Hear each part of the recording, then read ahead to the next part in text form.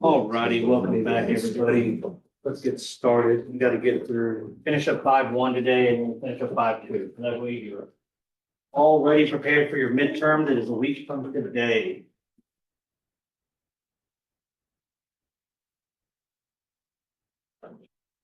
All right, just gonna go through 5-1 very quickly.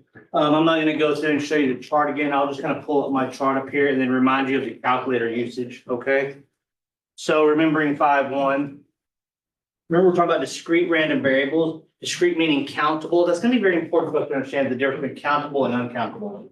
Right? If you remember, I used the kind of the rect concept, like what is the probability of having a rect between A and B? Well, that's 100%.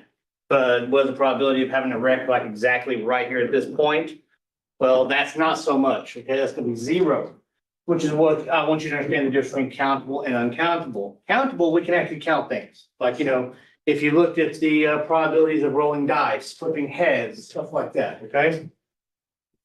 I mean, here, like I said, we wrote this one out as, yeah, and so you kind of have this one right here. Remember, this right here is how we wrote that. Right there, the P of X is equal to something. And then we just write down like, okay, right here would be a 2.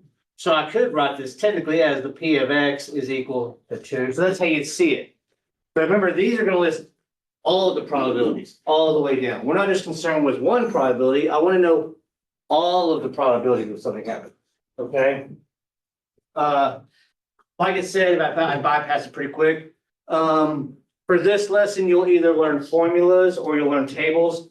Formulas are beyond the scope of this class. For those of you who are going from here to trig and calculus, you can come back and learn the formulas if you choose to do so. They're pretty interesting to learn.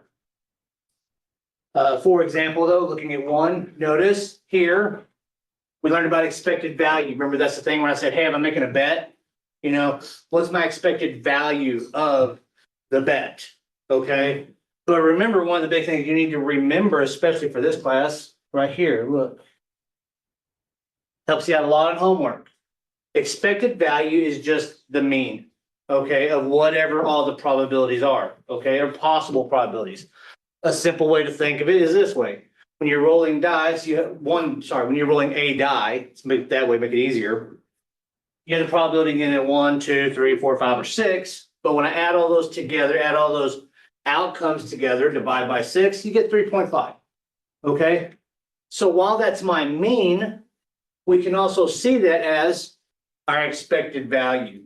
So that's kind of a little hint, if you're doing your midterm and or homework and it says the mean of this data set is XYZ, what is the expected value? Well, it's the mean. They already gave it to you. There's no math to do. They gave it to you already. So it's one of those things you just kind of need to kind of remember. Okay. Remember on this one, just kind of helping you out. And this is where the review is going to really come in to help you. And then we'll do an example so you can kind of go back through the muscle memory of your calculator. Remember that to do this, and I can go back if I know you need to see it. I'm going to be doing this formula right here where I have a piece of data and then I multiply it to a probability. And then I get an answer. Then I do it again, I get an answer. I do it again, I get an answer. Then I sum up all those answers. Or, that's if you want to do it the long way, or use your calculator. Remember? Okay, you'd come over here. Looking at plan A, remember I could list everything here in my L1, right? List everything here in my line 2. Now, whenever I go to put this in my calculator, remember in your calculator, you're going to have 2 different things that you can put it in there as. You got your list, which I would put as L1. Right beneath that, you have that thing called frequent list or frequency list, and I would put my L2. Then you hit calculate, right? And then it gives you the answer, okay? It'll give you your answer under your X bar because that's your mean. And for plan A, remember, it was 2450. When we ended up doing plan B, you got $322. So which one would you want to invest in? Obviously, hopefully you can see the 322 because your expected value is greater. Okay? FYI, this is step one of what you have to do because what we're going to start calculating next is risk. Okay? Risk, you have to do this part first because you really need that number right there to put into a formula that you'll use in your calculator. Okay? Kind of remembering a little bit of this. We kind of hit up right here at the very end. Okay, during the last class. So far, so good? Risk. Well, just because something's going to make you money, well, that depends. Are you willing to bet your life savings if something is very, very risky? Depends. You know, how risky? What's the reward? Here's risk, which you do not need to write down. You're not going to have to remember this formula. I mean, unless you want to do the big, long, ugly math to it. Okay? One thing you do need to know is what is this right here? Variance. Every time you see sigma squared, it's variance. To get rid of it, to get sigma squared, what do we do to get standard deviation? We just do what? Square root. Square root, okay? Now, here's the difference. Most of the times, your calculator is always giving you standard deviation. It is not going to for this. It's going to give you variance. So you need to pay attention to the question carefully. Is it asking for variance? Is it asking for standard deviation? Your calculator is only going to give you the variance. Okay. So just remember, if it's going to give you the variance to get it, just take the square root. Using our original question, this guy right here. Now let's remember, I already found the mean of both of these. The mean, which is also the what? The expected value. Expected value. That's your e to the x, okay? For plan A is 2450. The mean, the expected value for B was 322. Those are numbers, numerical values you need to have before we move on to this next part. Okay, you have to have those. Okay, but now we're going to work on risk. Okay, and if you'll permit me, I'm going to pull up my notes that are shared with you, so you have these. Okay, but instead of me writing this all down and wasting a lot of time, let's just go ahead and show you that way. Okay.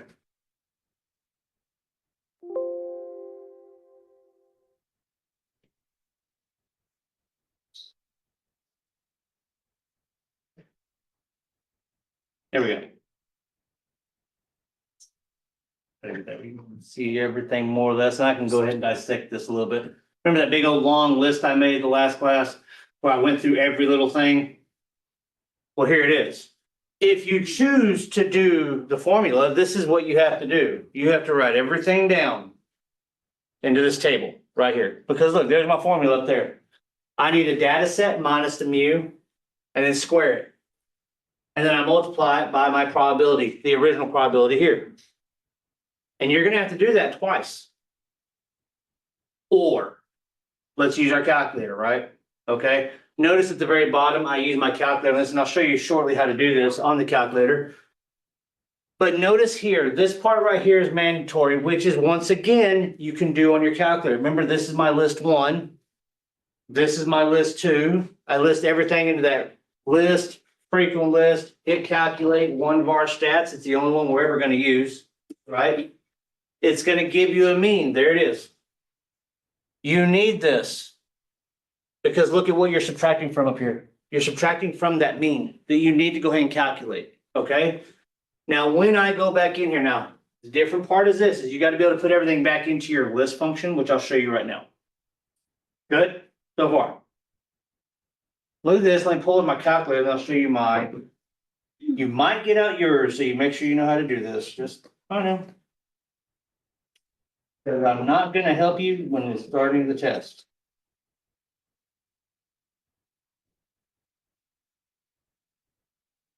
Notice here, and I know it's going to be kind of small, so I apologize, but I want to make sure you can kind of see see a whole bunch of stuff here, okay? Notice this is my plan A. You realize I have it in my L1 and my L2, correct? Just like I said. Now, what I'm doing right now I already know my mean for my plan A. Okay, so notice what I'm going to do to calculate. Okay, I'm gonna start calculating my variance that I'm looking for all of this large amount of data. I don't want to have to do all that math and put everything in there. I come up here, notice I'm highlighting the L3. Okay, so notice I moved up. Okay. Now, you're gonna have to just listen to me because I don't want to be moving my calculator around. Your second key, this blue button here, that's like a shift key. Okay, it's exactly like a shift key. So what I'm going to do is I'm going to start out with a parenthesis right here. And then I'm gonna hit shift. And then when you look at your number 1, look right above it and you're gonna see a little bitty superscript L1 above your 1. Do you see it? Everybody seeing it? Okay, hit that. Now I'm also going to hit my minus key. This is where you're gonna need your mean. Okay, so remember, I'm calculating plan A. So my mean was $24.50. So at the 24.50, I close my parenthesis. Then I come over here. You can barely see it at the very bottom of the screen here, but I have that X squared button. I'm gonna hit that. You could also hit this little hat button here and hit a 2. Okay, that's just the exponent kind of power. You're done with that, you're gonna hit multiply. And then I'm going to hit L2 again. So you're gonna hit shift. Now L2 is gonna be my number 2. If you hit shift and number 2, look at it. You see that little L2 that's above your little thing there? That says, that's telling your computer, I want to calculate and sum up everything in those line 2s. Okay? Notice what happens right after I hit enter. It calculates a whole bunch of stuff for me. But now look at my very last column, and you can't see it exactly perfectly. I can probably zoom in a little bit better here. Look at my numbers of that very last column. Instead of having to do every single component all the way through, what did it do?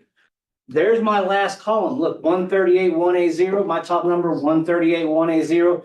It is calculating some decimal points. Don't worry, they're there. It's just not allowing you to see it right now. Okay, I promise you that they're there. But notice, man, super nice. It's there. So now here's what we got to do. I need to hit stat.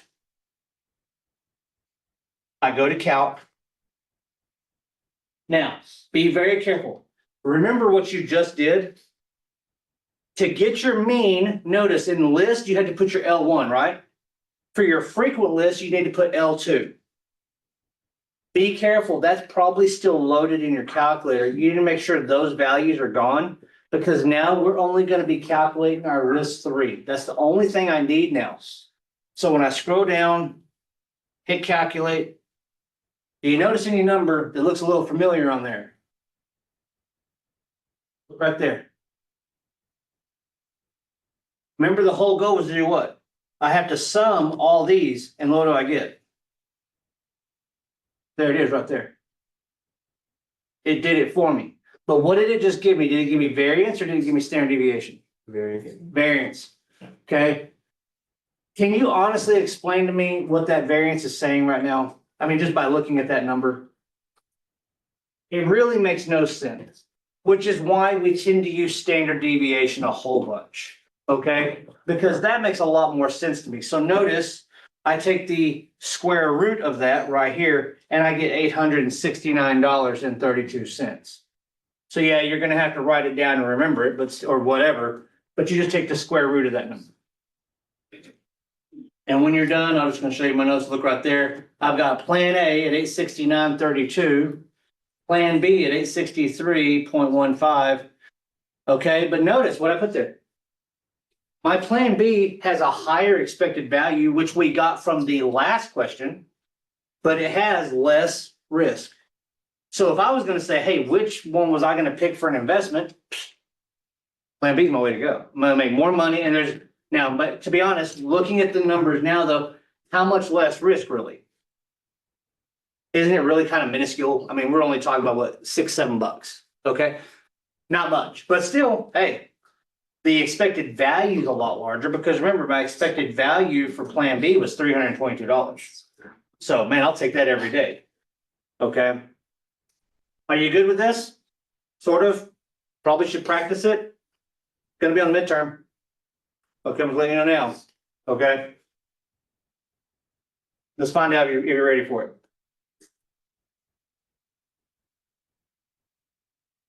So that's how that's done. These notes, by the way, with all my little calculator operations at the bottom are in your notes already, so they're already in your Canvas module. You can always go in there and look those up. The video from the last class is there. Also, this video will be there again, so you can always go back in and double check. So let's go through this and let's go through a couple of homework problems before we jump into 5.2, sorry. Different chapters, different classes, got it. Tell me. Is this a discrete probability distribution? And how would you know?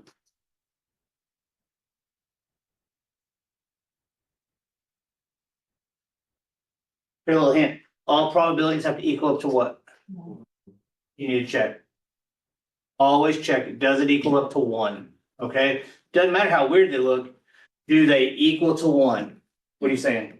Get them up. There you go. So yes, very simple. Look at that.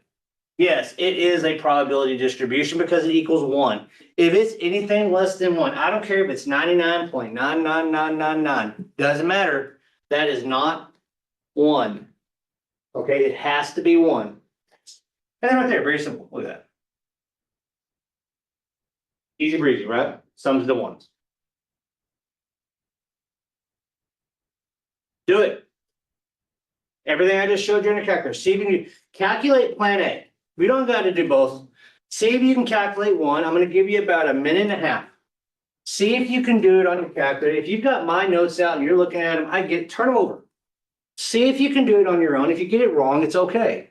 Then I'll kind of come in behind you and I'll show you the answers. You can say, and then we'll kind of walk our way through it and we can see where you messed up. Okay?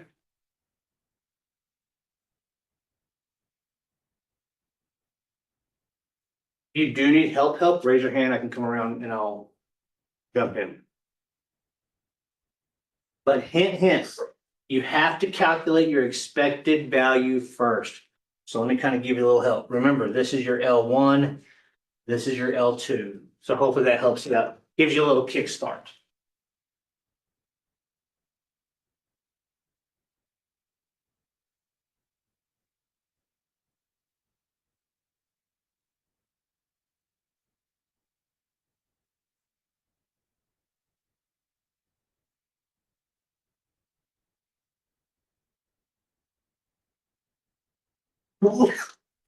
That's right.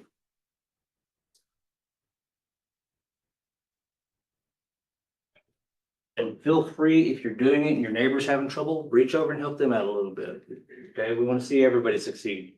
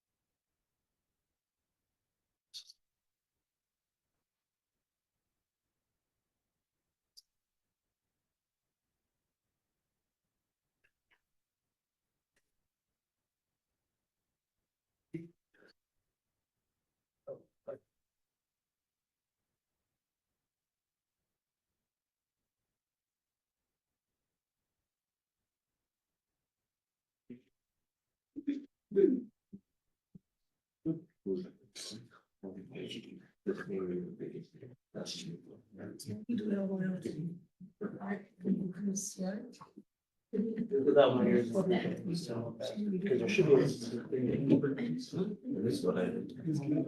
Yeah, I did.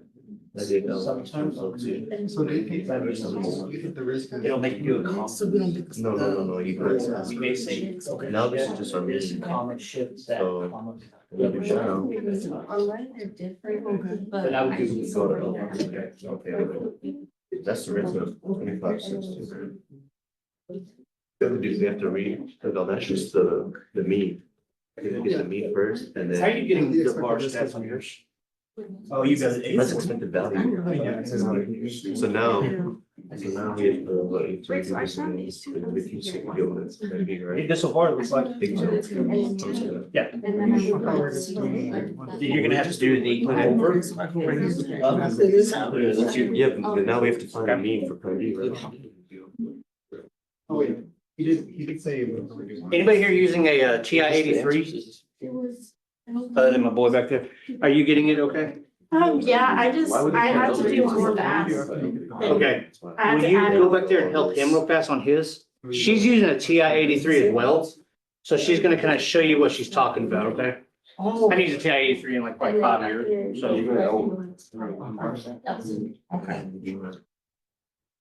Alright, so, like I said, I'm really only working plan A.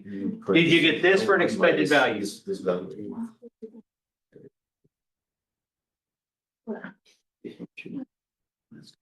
Did you get that? Okay. Now, did you get this? Now, did it give you your standard deviation or did it give you a variance? What did it give you?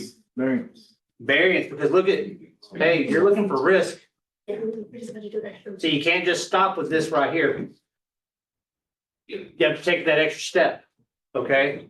So when you calculate your variance, which is sigma squared, you should have gotten on this one, and it's a large number. 94. Did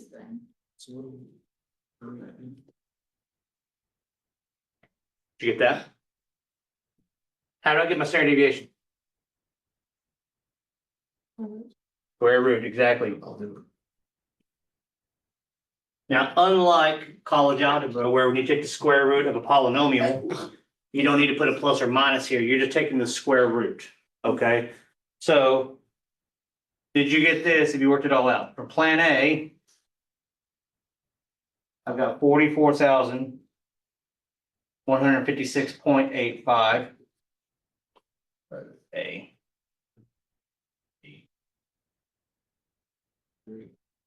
Here I got 56,670.63. So obviously the one I'm looking for is what? That right there. Do you want me to see me working out on mine real quick or just for one of them? Yes, please. Okay.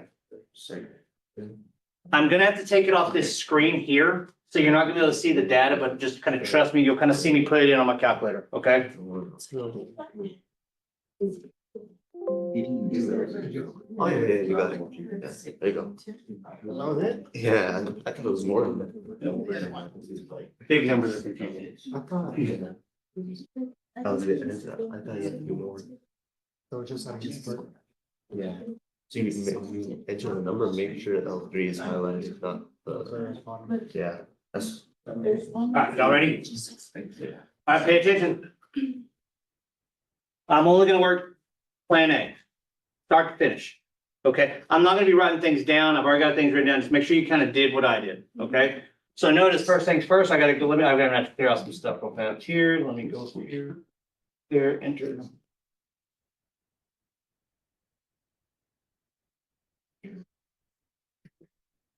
Okay, first things first, put everything in my list, right? So here I've got negative 15,000. Make sure you're using your negative button, please. Don't be using your subtraction key. Okay.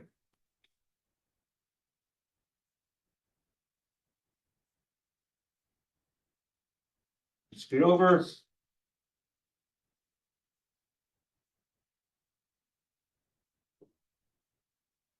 Just FYI, how many of y'all check to make sure that add up to 100%? Make sure you're double checking.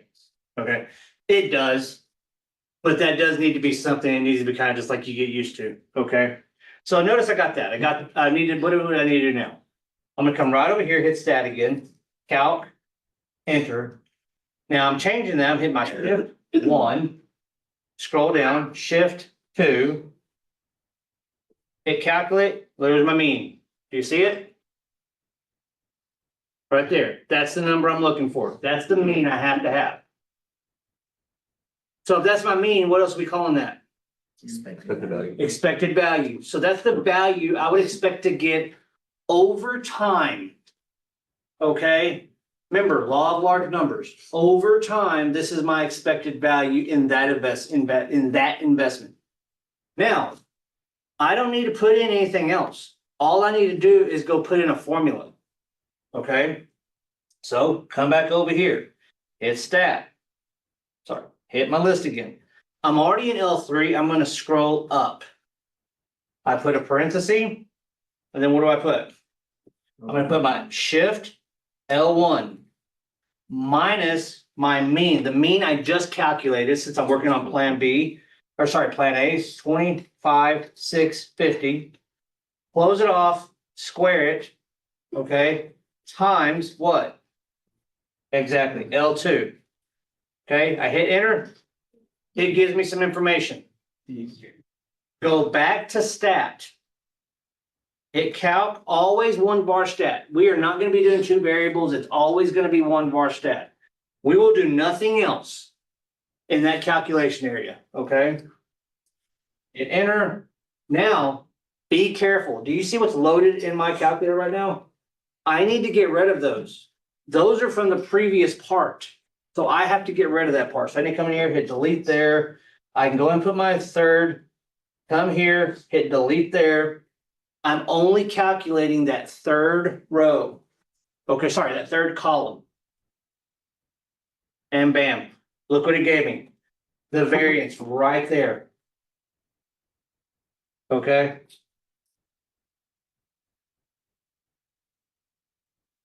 Okay. It did not, do not look down here and think that it just gave you a standard deviation. It did not give you the standard deviation to look for. You need to take this number and do what with it? Take the square root of it, okay? Which is exactly what you're gonna have to just do. Like write this down, whatever you gotta do. I don't think there's a way to copy it. When you find a way to copy that, that'd be awesome. Okay, come and show me. Okay, I'm just kind of getting my ways, but I just write it down and then square root it. I'm not sure where mine went wrong, but the top two numbers are just zero. And like, the rest of my data is different. Show me afterwards and I'll take a look at it. So just remember, come up here and show me afterwards and I'll take a look at it. It's probably just one simple area and you're gonna go, okay. Okay, double check maybe how you put your formula into L3. Okay. Everybody good? Did you see how I did it? This will also be downloaded today. I'll make sure that this makes it onto the Canvas page, Canvas module. Good? Okay, all right. That, ladies and gentlemen, is 5-1. Now we're gonna have to do, if we want to have enough time to do a midterm review, we need to do a mad dash through 5-2. Okay? You are still gonna need your calculator, just to let you know. Yes. Whenever we square root the bond number, can we put the whole number? Yeah, Or, you can put the whole number, or it's not gonna give you the exact. cause it gave me something like B17. B17. That's go as far as you can on that one, because E to 17, it's given it to you in rules of powers. That's 17 decimal place. Yeah, to do this. I want. Okay, so you might want to check your number. I only did three. Okay. There's no there.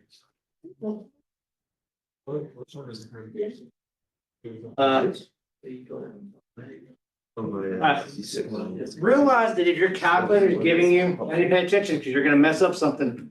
If you see the word E, do you ever know, does everybody understand what the word E means on your calculator? That's scientific notation. Okay, your calculator, normal scientific notation would look like 1.2 times 10 to the 17, right? Well, it's not gonna give you a 10 because 10 is a number and it doesn't want you to confuse this number and then a 10 and then an exponent, right? So it's gonna give you the E button. That's a scientific notation. You can see your scientific notation. If you actually look above, if you look at your number 7, look above it, there's a comma.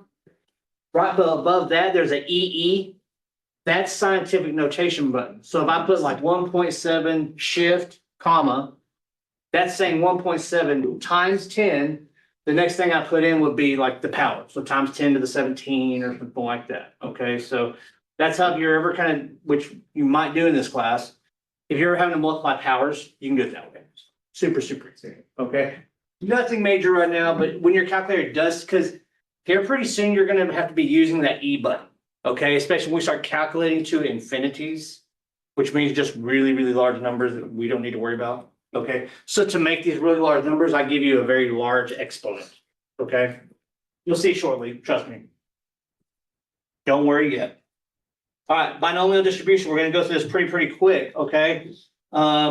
Yeah, I got 45 minutes. Should be just enough time. Pretty straightforward, which is pretty awesome about binomial distribution is it's gonna be a button on your calculator again, but the problem is your calculator only knows one way to do it, okay? But there's three things you're gonna have to do. So you're gonna have to kind of know, remember when we were learning about complements? You're gonna have to remember that, because sometimes I may say, hey, use the button on your calculator, but you're gonna have to do one minus. Okay, so, but we'll get there, don't worry. Okay, binomial distribution, what is it? It's very important, believe it or not. It's gonna be something we're gonna reference a whole lot, okay, as we kind of move forward in class. Matter of fact, a lot of the stuff that's gonna come later on, I'm gonna say all the time. To do this, we have to remember the rules of the binomial distribution, okay? Which just means, which is what I'm gonna show you shortly. First off, a binomial distribution is a discrete, countable probability distribution with a fixed number of independent trials. Now, before I continue on with this definition, what is an independent trial? Oh, how quickly we leave chapter 4 and you'll think we're done with it. What is an independent trial? Something that can stand on its own, it's not affected by something else, What's it not affected by? You're very close. What is it not affected by? another event. Let's go a little step further. How about this probability doesn't affect what? That problem. That probability, right? Like getting a heads or tails. When I flip a coin, does that flipping a coin affect me flipping a coin the next time? No, those are independent events, okay? They're not conditional. Remember that little probability of F given E? You know, the probability of the second trial happening, given that this first trial has already happened. We don't have that. These have got to be independent, okay? So it's a rule. Fixed number, it means it's countable. Now, here's the unfortunate thing. Countable in statistics doesn't mean like, oh, like 7 or 8. No, it could be 15 million. Okay, but it's still a countable number. Okay, it's still a finite amount. Then also here it says where each trial has only 2 possible outcomes, and one of these outcomes is counted. It has the following properties. 1, fixed number. You don't need to write this down. Trust me, you don't have to worry about it. Okay, if you want to, great. Just kind of listen to me. Fixed number trials, identical trials. Okay, if you're flipping a coin, that's all you're doing. Okay, that's it. You're flipping a coin. If you're doing a drug study, that's all you're doing. What are you doing? A drug study this way. Okay. Each trial is independent. For each trial, there are only 2 possible outcomes. For counting purposes, one outcome is labeled a success, the other a failure. Now, hear me carefully. Okay. Take the sensitivity off. We count death as a success sometimes. Okay? Because if I'm studying the lethality of something, death is a success in my probability experiment. Does it mean I'm celebrating death? No, it's saying, hey, this is something that could happen, and if this is what I'm looking for, it is a success in my experiment. We need to know what the difference is between a success and a failure. If I'm looking for heads, getting a heads is a success. If I'm doing a drug study, curing cancer is a success. Them not getting cured is a failure, okay? But you can also look at it in other ways, okay? Deal? Okay. For every trial, the probability of getting a success is called P. The probability of getting a failure is then called 1 minus P. Why do we call it 1 minus P? What would that be technically? Think about it. You've all learned about probabilities by now. The complement? The complement. It's the complement. If I have a 40% chance of success, what's my chance of failure? 1 minus. What's the probabilities? Always add up to what? 1. So 1 minus my success would be the failure, hence it's the complement of it, okay? So that's why we use the one minus. And I understand where you're getting correction because you're thinking back to that n minus one we had at that one time. No, we're not correcting anything right now. The binomial random variable x counts the number of successes in n trials. What does that little n mean? Hasn't changed since the second day of class. Like a sample, yeah, because remember, this is a finite amount of trials. Okay, not a big N, we're not doing the whole population, we're doing a finite amount, okay? And then here at the very bottom, if you can't see it, I'm gonna write up here. Notice I have a sigma squared that says N times P, 1 minus P is my variance. Hey, how would I find my standard deviation then? Square root, it's always a square root. So you'll need this shortly. So the square root of that would be NP 1 minus P. Remember, trials, success probability, and then what? Failure. Sorry, got a little crunched in up there. Do all that, take the square root of it, and then you have, that would be your standard deviation. Okay? Are you good with the notation right now? So far? So this is what it's gonna do. First off, let's do a quickie.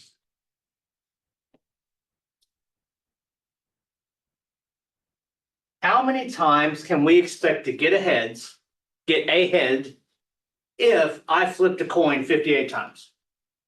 Hence the word expect. Why am I using the word expect? Think about what I just said.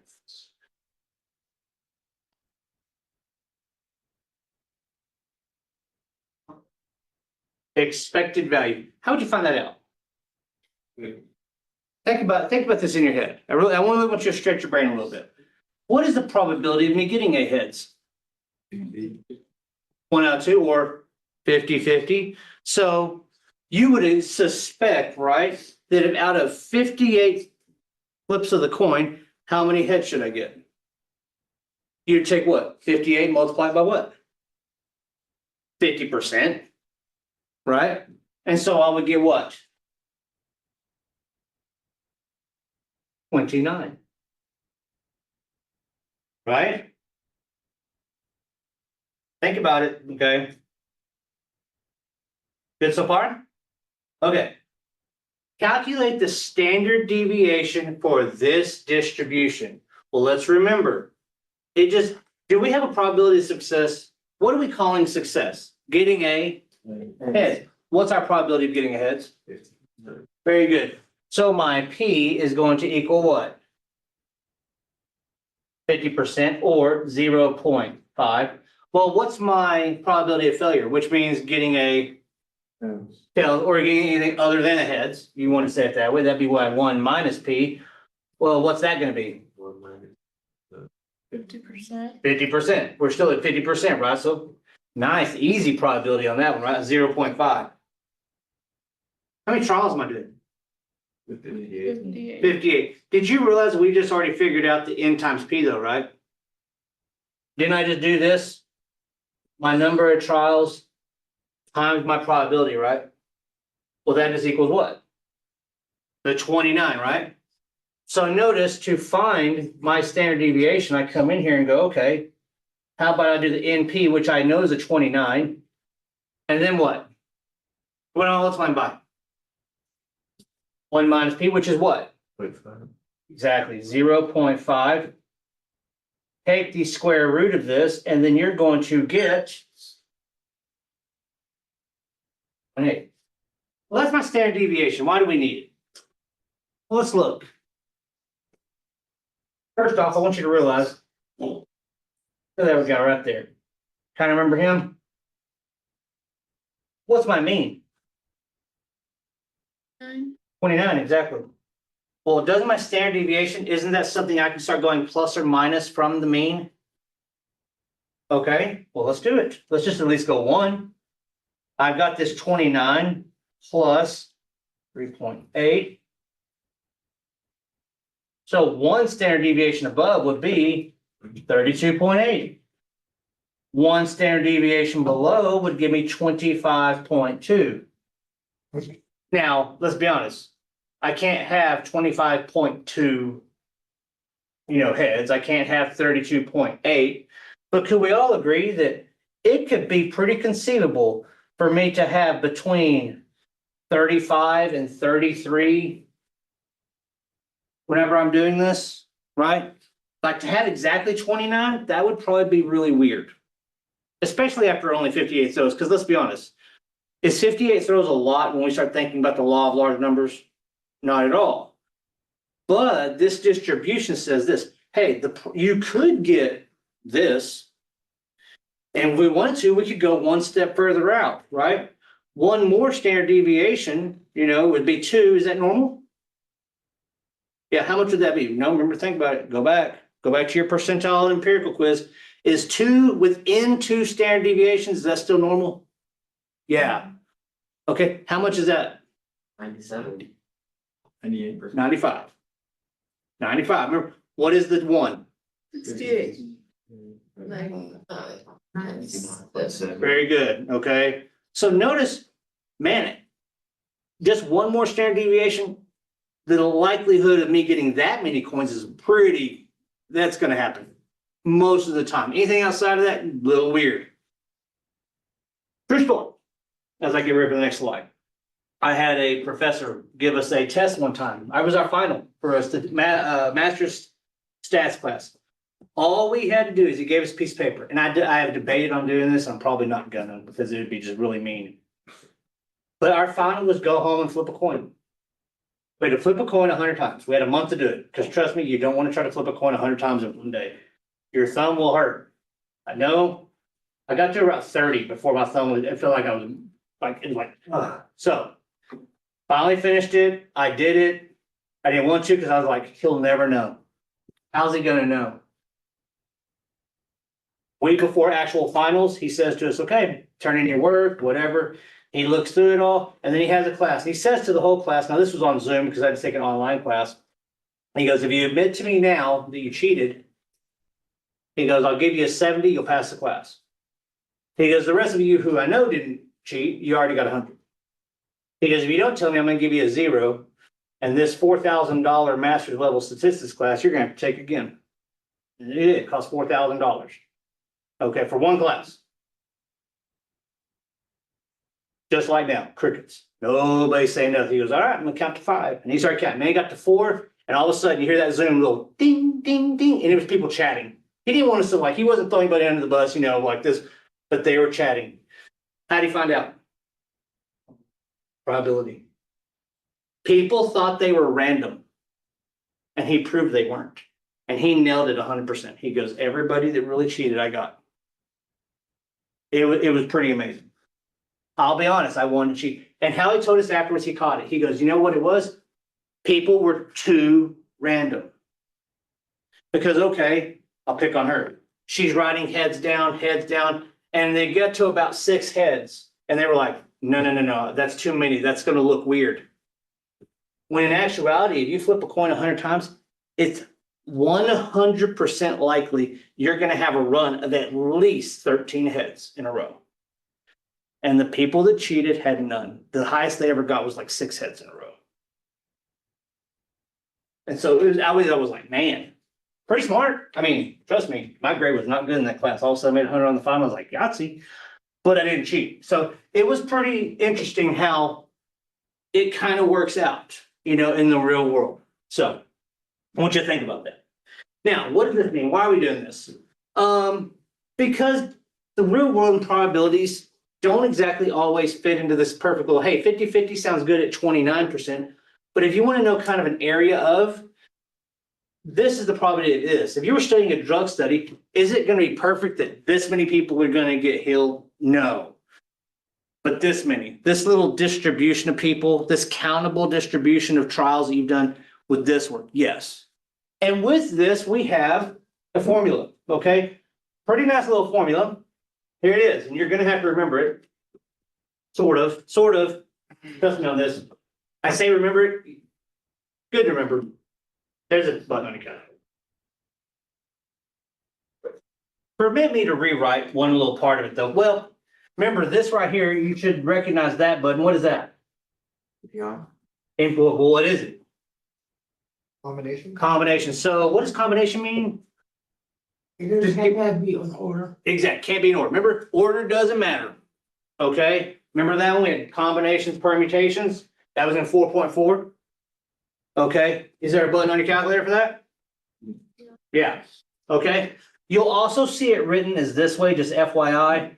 I will try not to write it that way, but I'm gonna be honest, I think even your notes I do.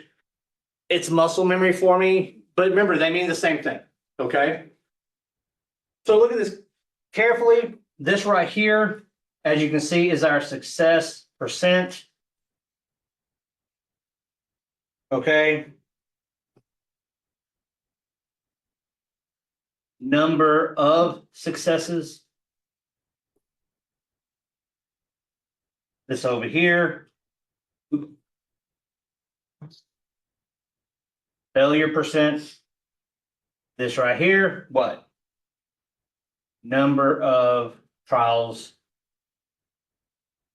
of failure. Okay.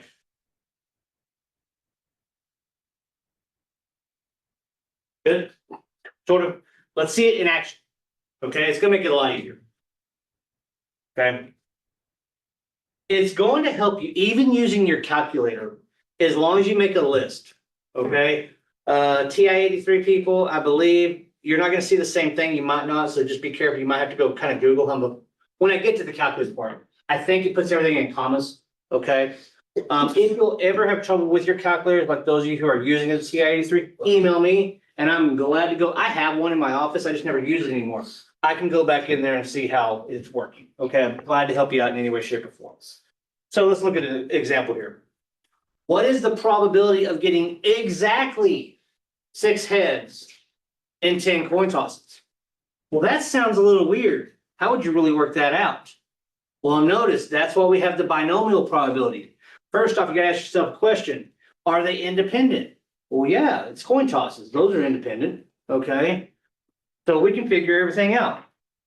Remember, we're gonna use the formula of N choose R. And I'm gonna put this all, if you'll permit me, I'm gonna put everything in a parenthesis because that's how you should put it in your calculator. And then we have the probability of P of X. And then we have the probability of 1 minus P of N minus X, okay? And this is our probability of X equals X. Okay, how many trials?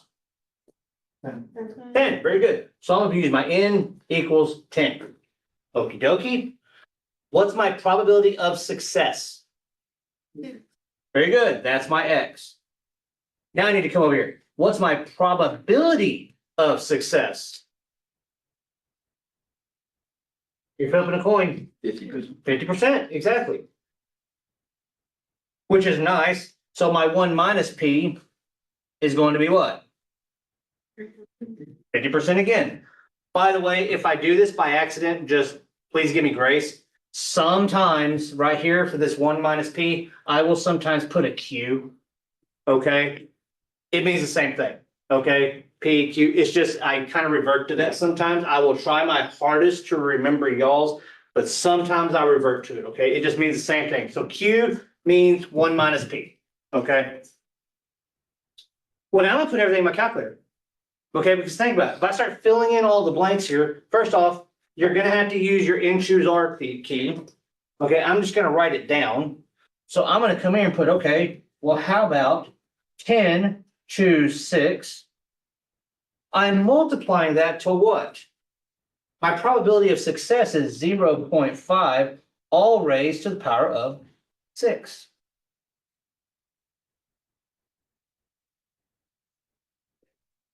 Good so far? But then I have a probability of failure of 0.5. Well, what's that gonna be? How many ways could I fail? 4. Now look at this carefully. Let me see if I can get my highlighter without ruining everything. Look right here. Notice these numbers, those exponents, they need to always add up to your total probabilities, because that's, you have so many failures, you have so many successes. They're gonna have to add to the total amount of trials that you do. Okay? When you do all this in your calculator, my pen here. You do the math, you're going to get 0.2051 or 20.51%. Everybody get that okay? Read that word carefully. What does that say? You need to remember that. You need to remember that word. You're about to see why, okay?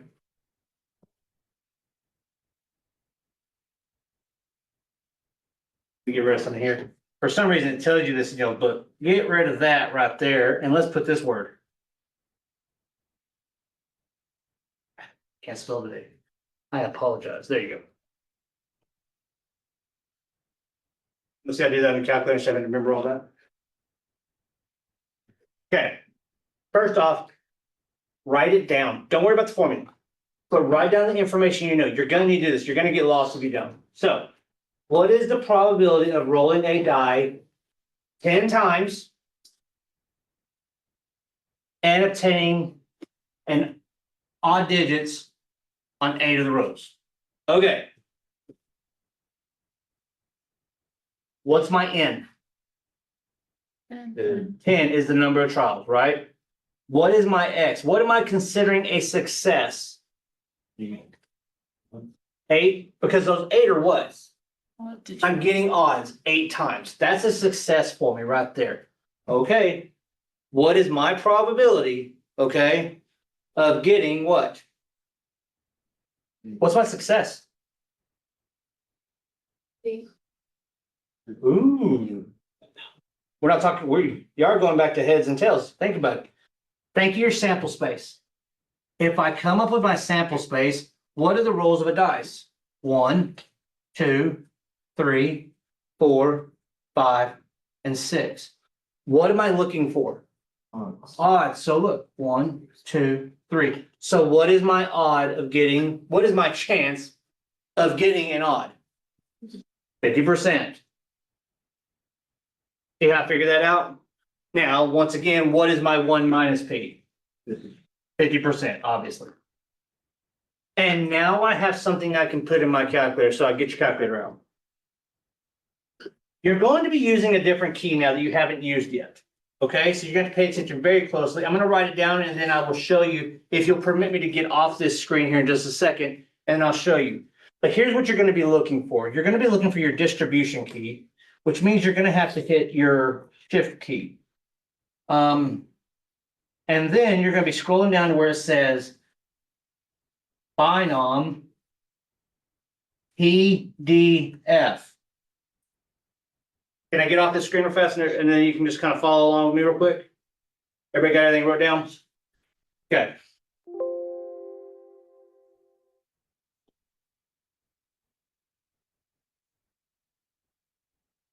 Look right here. You see that little bar VRS button? Look right above it. There's the distribution. Okay. So you have to hit the second key, your shift key, and then hit the VARS button. Notice you have to scroll pretty far down.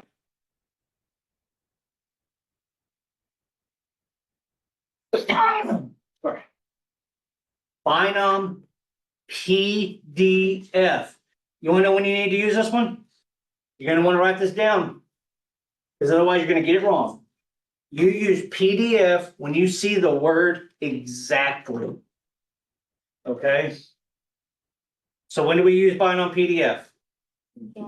Exactly. Okay, so I hit it, hit enter, and notice it gives me some information. Hey, how many trials? Well, I have it wrote down. I have 10. The P there, that's my probability of success. It's going to be 0.5. My X value, the number of successes. Okay, I think for 83s, it's going to go in that same order, but you're going to have to put the number, comma, then that comma, and then your probability comma. Okay, I don't know if you have to close off your parentheses, but there you go. That one I do kind of remember. Okay. Number of successes is what? 8? And then you hit paste, then just hit enter. And there you go. There's your probability immediately. Well, there is your, okay, hear me out. There's your decimal. Okay, and remember these words. You always round to the fourth decimal place. Okay, or sorry, the fourth place value. So on this one, notice I have 0.0439. You don't just stop there. I need to look at the next number past the 9, which is a 4. That means that 9 stays the same. Okay, if you're going to 4 decimal places, look to the 5th to see what you're gonna have to do to the 4th. Okay, there's a 4, we stay the same. Had there been a 5, we would have rounded up, and yes, Hawks will count you wrong if you do not put a 0 there. Okay, because it wants 4 decimal places, so yeah, that would, if you had to round up, okay? So if you start getting those bars that look weird, send me an email, I'll show you what you're doing wrong, okay? Good on that one? How do you know when to use binom PDF? Exactly. You see the word exactly, okay? I didn't see exactly. Well, you're right, but notice, okay, notice. Do you see the words less than or greater than? In the problem?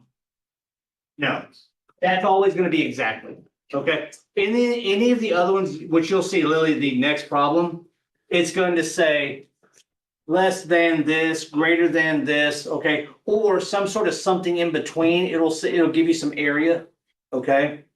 Good? Let's go back. Because I need to get you to see one more thing and then y'all can kind of play with it. How do you do? Let's see, perfect example, look at this one right here. I'm not going to work this one because I really want to get to the other one on your calculator. But look, a quality control expert at a large factory estimates that 10% of all the batteries produced are defective. If he takes a random sample of 15 batteries, what's my N? No, in 15, right? There's my sample. What is the probability that it exactly 2 are defective? So notice I have an N, which is what? 15. I have an X that's what? 2. Hey, what's my probability of success? 0.10. Exactly. But my 1 minus P, 0.9. Notice how that worked? And then I go in here and I'm gonna use my binom. Which one?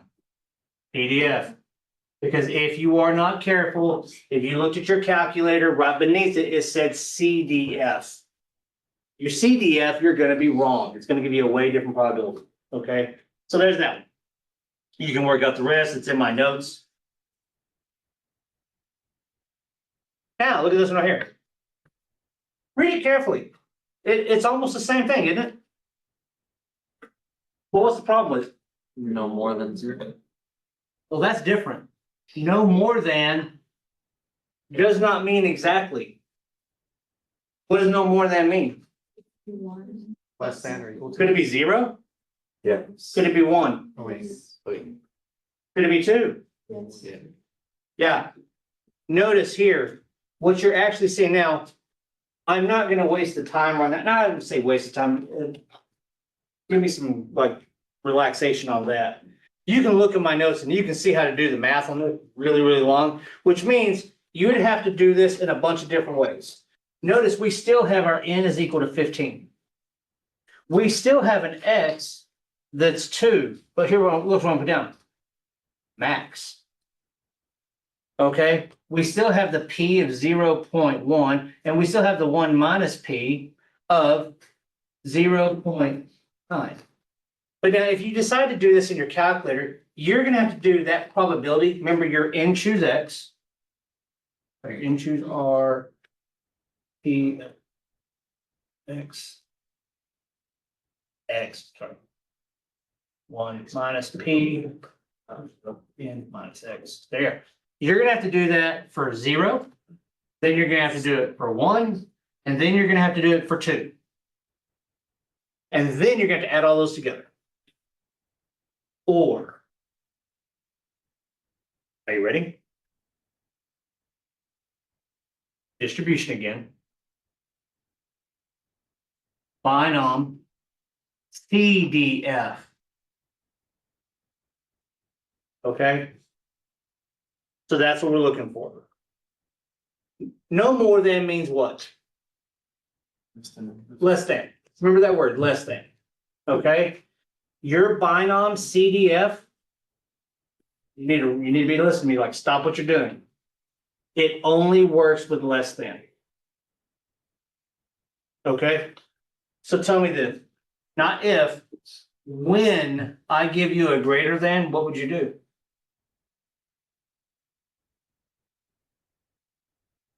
One minus binom CDF.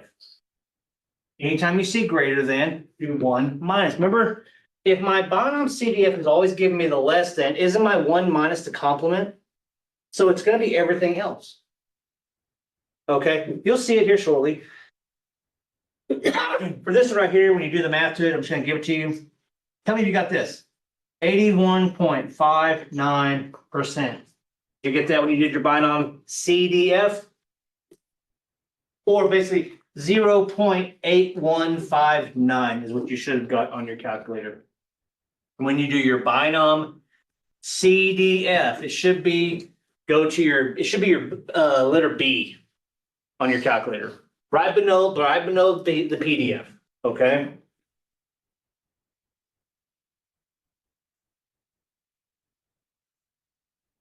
Are we good? Did you give me something like this, or else I'm just gonna think, because if you don't got it, you don't tell me, it's gonna suck to suck. Because there's about a couple of questions on your midterm to come like this, okay? Look at what I mean. Binom PDF is for a single binomial, look at the very bottom, for a single probability. P of X equals X. Binom CDF is for the cumulative, I'm using more than one, the probability of 0, the probability of 1, the probability of 2. It's for a cumulative probability, but notice what it says here. It only works for what? Less than or equal to, which it counts as the same, okay? Remember, if it's less than and not less than or equal to, don't go to that number they're saying, go to one less than. Because you can't count that number, you don't have the or equal sign. But you can still use the binom CDF button. Now look at this question here. What is the probability that a salesperson gets a sale? Look at the wording. More than 2 times in 6 sales calls if the probability that the salesperson gets a sale on any given call is 50%. Assume that one call resulting in a sale is independent. That's kind of important, right? We want to make sure that things are independent. They're going to tell you that, okay? Of another call resulting in a sale. Basically saying, hey, I sell a house, that doesn't have any effect on the probability of me selling a house on the next call, okay? So let's look at this one. Like I said, you have to parse the information. If you can do that, it's all calculator work, it's easy, okay? What is my N? What is my number of trials? Very good, 6. What is my number of successes? More than 2. So you can come over here and put a 2. What's my P? 0.5. What's my 1 minus P? Obviously, very simple on that one. What is it? Now, this is what you have to do. You cannot just go right in there and put your binom CDF, because why? Get more than. It's doing a greater than. So you can do this. 1 minus. Now, once you hit 1 minus on your calculator, now you can scroll to your binom CDF and it's going to put all that in there for you. Okay. When you put your binom CDF, now remember, it's calculating the less than values, but you're subtracting that number from 1 because all probabilities add up to 1. It's subtracting it from it and giving you your complement of the less than, which would be your greater thans.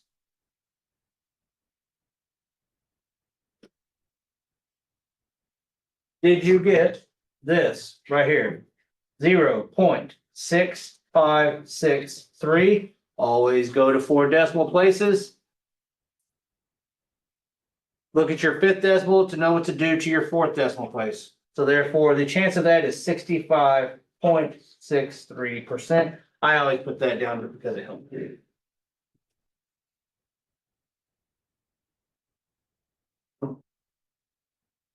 Good. I'm not gonna work these next two, but let's just look at this one. Hey, if I was gonna use my, which one would I use on this one? PDF, CDF, or 1 minus CDF?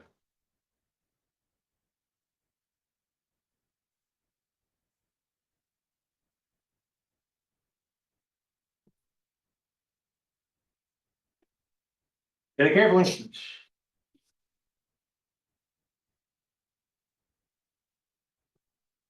PDF, PDF, why? It's exact. It's saying, hey, look at me, we're looking at one single thing. And then it gives you what? It gives you your N, it gives you the P, there you go, okay? How about that guy? Am I doing PDF, CDF, or 1 minus CDF? 1 minus, what's the telltale sign? The greater than symbol. Now on this one, since it's using a greater than symbol, do you include the 3? No, you wouldn't. You gotta be careful on that one, okay? Remember, you gotta be careful. Okay, so, because you gotta look for that little equal sign in there, okay, before you can include something, okay?